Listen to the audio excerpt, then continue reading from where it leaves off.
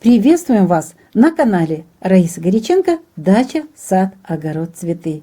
Всем вам желаем мира и добра, здравомыслия и крепкого здоровья. Из нашего сердца всегда отправляем каждый миг нашей жизни, отправляем всем на земле свет божественной любви.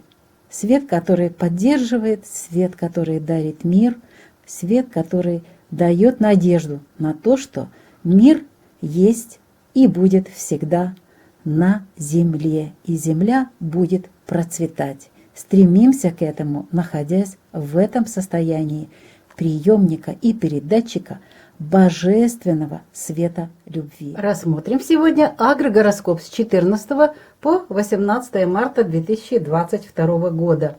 Очень сложный период, впереди полнолуние и сожженный путь полнолуния, тем более перед этим у нас время стихии огня, поэтому в это время практически ничего не сеем. Единственный день, когда мы можем использовать для посевов, и то это семена горького перца на рассаду, возможны сидераты в теплице. Если у вас длинный период впереди ожидается для посадки рассады, тоже здесь нужно рассматривать отдельно каждую ситуацию по регионам. Итак, 14 марта во Льве и 15 во Льве будут находиться Луна. И, естественно, это растущая Луна.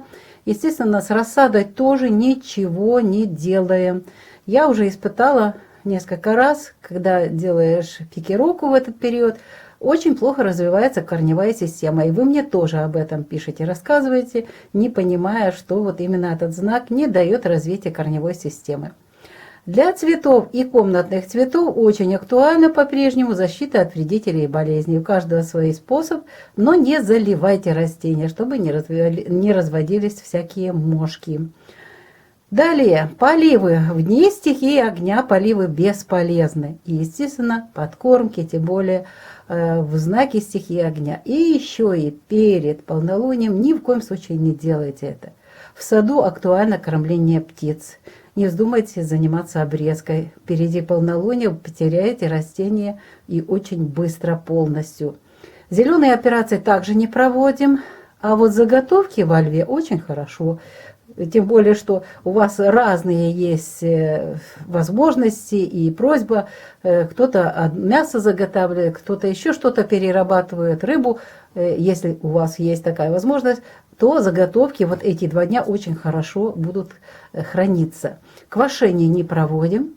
Горькая и сухая капуста получается. А вот настойки, особенно что касается растений сердечно-сосудистой, для лечения, для профилактики болезней сердечно-сосудистой системы, вот эти 2 дня используйте очень хорошо. Рыбалка.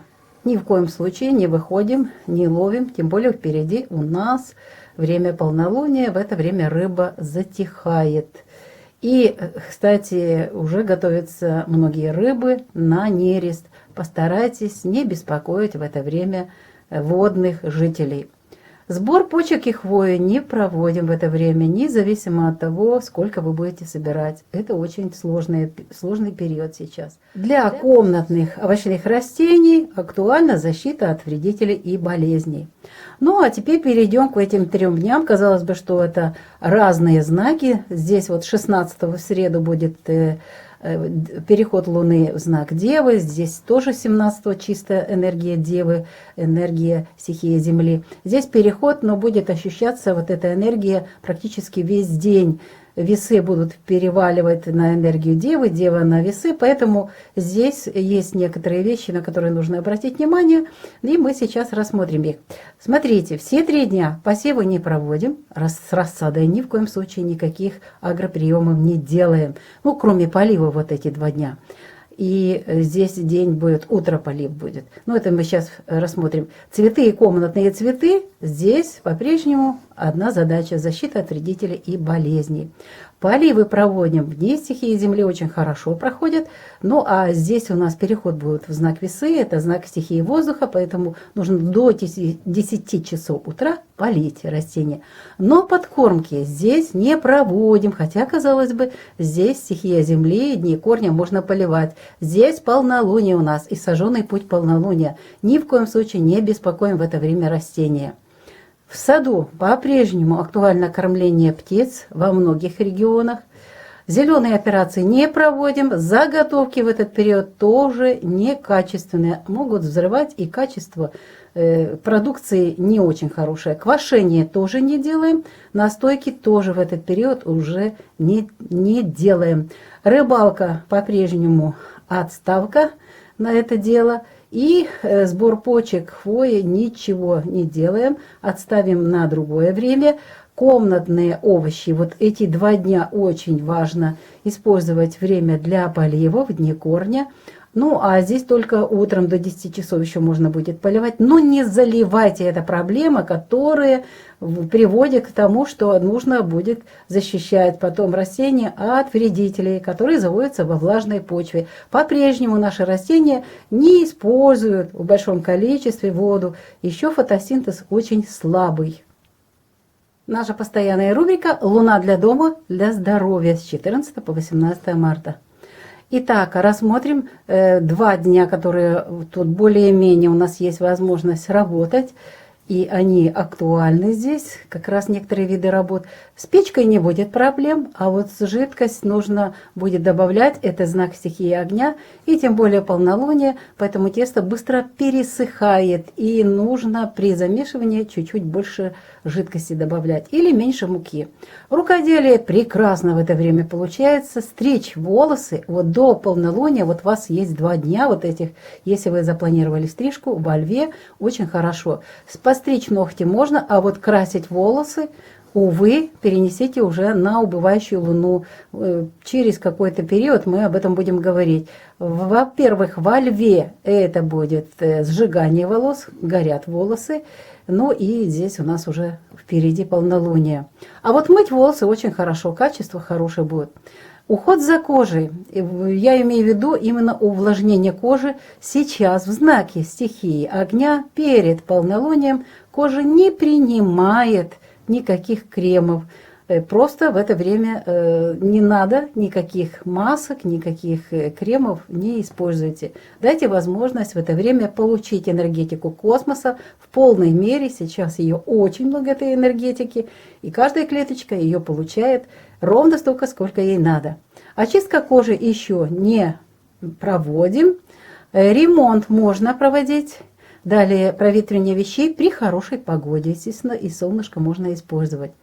Стирать не советую, потому что в это время стирка некачественная получается. Уборка тоже некачественная. Быстро высыхает, не успел замочить поверхность, как уже подсохла, и надо заново играться. Но мы чуть-чуть позже это сделаем. Ну и для начала инкубации пока неблагоприятное время. Здесь у нас практически все одинаково, почти что. Поэтому давайте рассмотрим вот эти дни и все виды деятельности. Напоминаю, что это время сожженного пути полнолуния и само полнолуние. Поэтому и знак, кстати, Девы, влажность, может быть дым в доме. Так что будьте внимательны. Тесто вот в этом уже знаке, если здесь была нужна добавка жидкости, то здесь тесто ведет. Здесь надо наоборот уменьшать жидкость для того, чтобы тесто не вело. Не текло, так называют, по-разному называют. Ну и в пятницу, это смотрите, 18 марта, здесь должно быть нормально с тестом все. Рукоделие во все эти дни прекрасно, это творческие знаки. А вот посмотрите внимательно, стрижка волос, стрижка ногтей и покраска. Все 3 дня. Не беспокойте, пожалуйста, волосы в сожженный путь полнолуния и само полнолуние. Наши волосы – это антенны, которые связаны с космосом и получают оттуда информацию, энергию.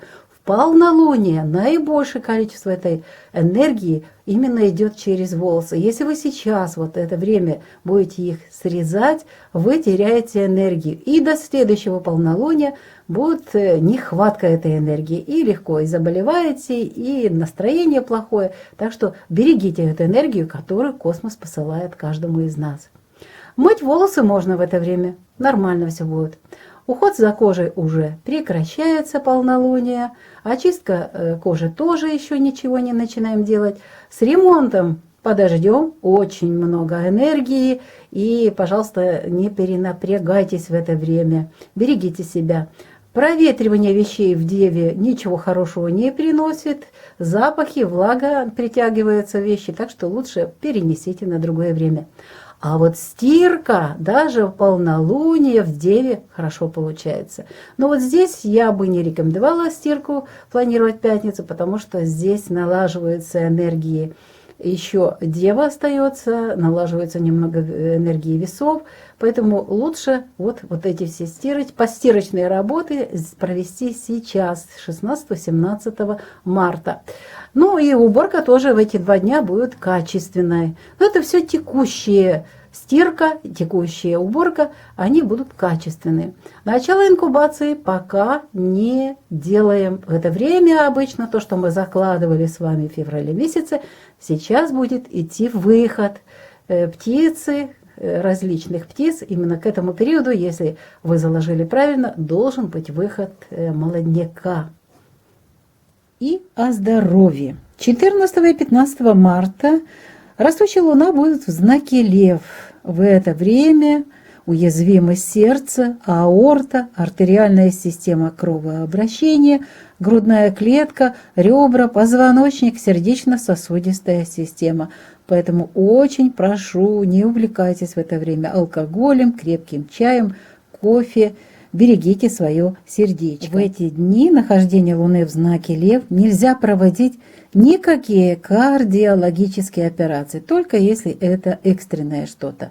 В этом периоде обостряются сердечно-сосудистые заболевания, болезни сердца и суставов. Будьте внимательны, возможны приступы аритмии, стено-брадикардии, тромбоэмболии в мышцах сердца, инфаркты. Эффективны в это время посещение офтальмолога, лечение инсультов и тромбоэмболии, а также гипертонии и мигрений. О питании ничего не буду говорить. Сейчас мы все находимся в таком положении, когда особого уже выбора для питания нет. Старайтесь щадить свою пищевую систему и не напрягайте в это время, когда находится Луна во Льве, никакими особыми острыми блюдами, перец, уксус и тому подобное. 16, 17 и практически весь день 18 марта будут на наш организм воздействовать энергии знака Дева. В это время уязвимы тонкий кишечник, двенадцатиперстная кишка, поджелудочная железа, толстый кишечник, слепая кишка, аппендикс, пупок, область живота, жировые отложения в области живота и брюжейка.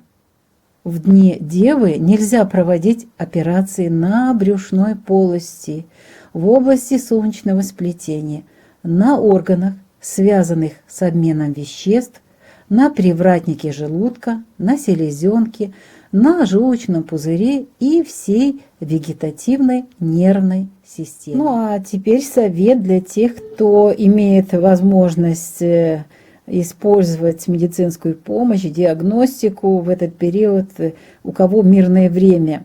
В это время нужно сдавать анализы, проходить обследования, получать заключение экспертов.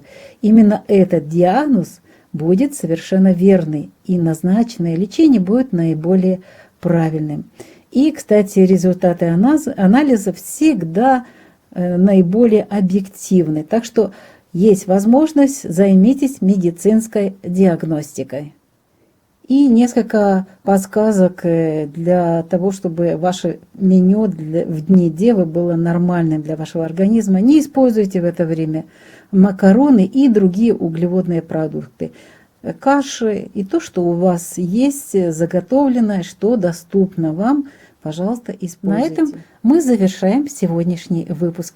Его подготовили, как всегда, Раиса Горяченко и Александр Волик.